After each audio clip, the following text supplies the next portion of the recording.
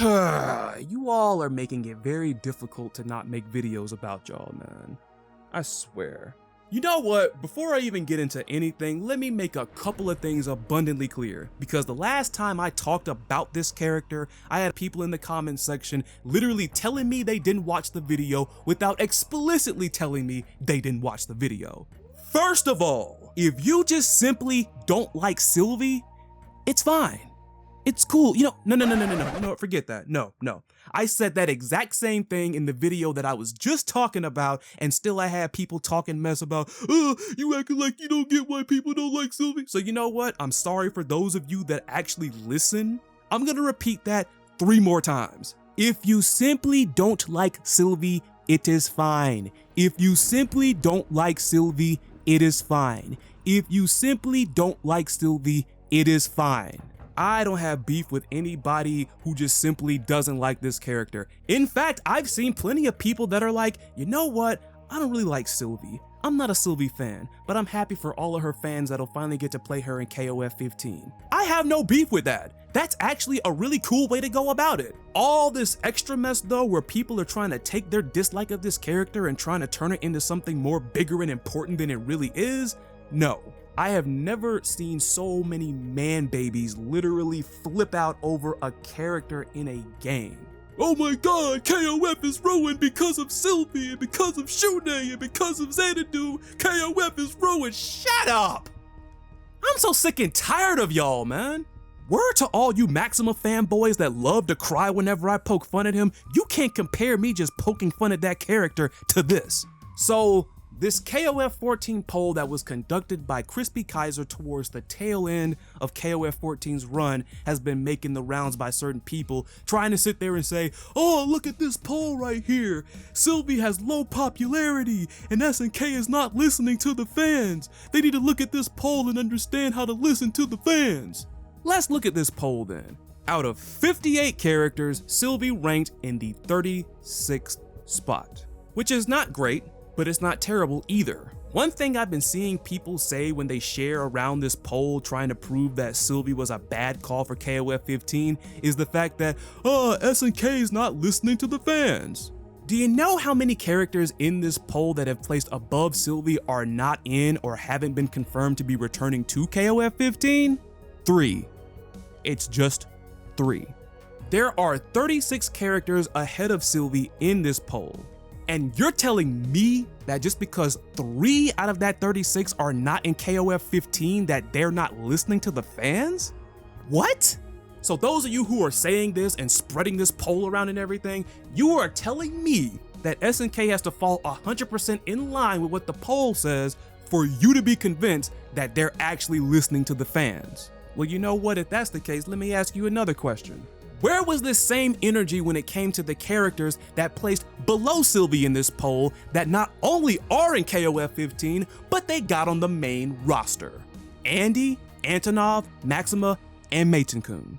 Since y'all want to play the popularity card when it comes to Sylvie, by y'all's logic, these 4 characters are wasted slots too. And most y'all are probably like, oh, I don't care about the sleepy boy, I don't care about Antonov, but don't get rid of Maxima, don't get rid of Andy. Why not get rid of those 2? Because it wouldn't be KOF without them. Maxima and Andy are classic characters. Oh, so low popularity doesn't matter when it comes to legacy characters, despite the fact that Sylvie outperformed both of those characters in the same poll that y'all claim is the reason why she shouldn't be in KOF 15. Make 1 + 1 = 2 here. The legacy character crap is a cop-out anyways because there are legacy characters that placed leagues and miles above Sylvie in this poll. What is it with you weirdos that keep thinking that there is no possible way in this reality that a legacy character can't somehow decline in popularity? You have legacy characters that will stand the test of time, your Terrys, your Mai's, your Kyos, your Ioris, your Athenas, and then you have those that are going to fall off and decline in popularity. A lot of y'all should have just left it at I don't like Sylvie and just shut the hell up from there on. This extra mess is stupid, and it's hypocritical. Then you have some people talking about, well, they're in there because of the story. The funny thing about this is y'all will hate on Meitenkun. Meitenkun has more storyline significance than Maxima and freaking Andy do. What the hell are those 2 doing? The only one you can really make an argument for when it comes to story in this case is freaking Maxima, because Kula got mad at him too. And then when it comes to Sylvie, you telling me the last remnant of the Nest cartel, when there are still Nest characters that are prominent in the KOF storyline right now, you're telling me that she had next to no storyline going on? Now, unfortunately, seeing how they did Shingo and Kim when it came to like their story arcade modes, the most we're gonna get is a little cutscene at the end. It's a bit of a shame, but it is what it is.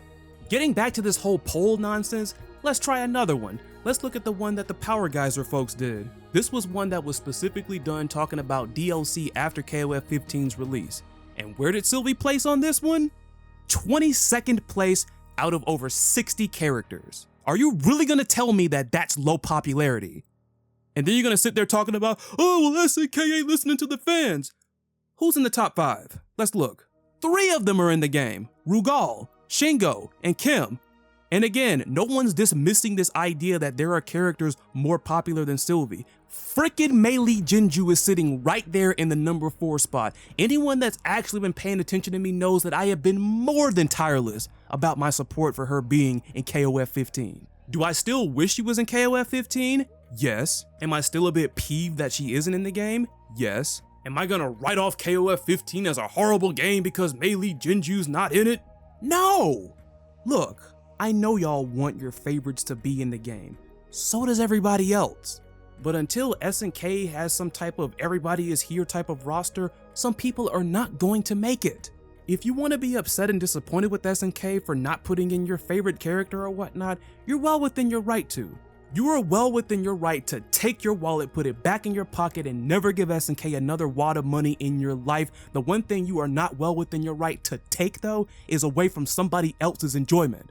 I don't care about you and your 10 friends, 9 of which who are imaginary, that didn't want Sylvie in this game. She has fans whether you want to like it or not. I'm gonna say it one final time. If I have to live with the fact that I'll have a Gongil fan or a random freaking Maxima fan crying at me when I talk about how boring those characters are, then you can live with the fact that Sylvie has fans too. Every single character that you dislike in a fighting game has got fans, whether you want to admit it or not. I'm also gonna address this one other cop-out that people love to use against Sylvie. Well, they need to put in fan favorites because there's competition. There's Street Fighter 6 and Tekken 8 coming. Why did they put in this random trashy character? This especially pisses me off. The reason why is because it's taking an eye off of the actual issues that are actually hurting KOF 15. Let me put it like this. If Sylvie Paula's reveal, if Naj's reveal are the things that made you concerned about how KOF 15 would compete in the fighting game market right now, shut the hell up forever and just admit you hate these characters and you're mad. Stop trying to hide behind and scapegoat something like, I'm concerned about how the game is going to compete against all these other games, when most of you told people like me to shut my mouth when I talked about SNK leaving its matchmaking broken for over a year. You won't talk about the fact that this game, compared to something like Street Fighter 6, is dry on single player content. You didn't care about that though.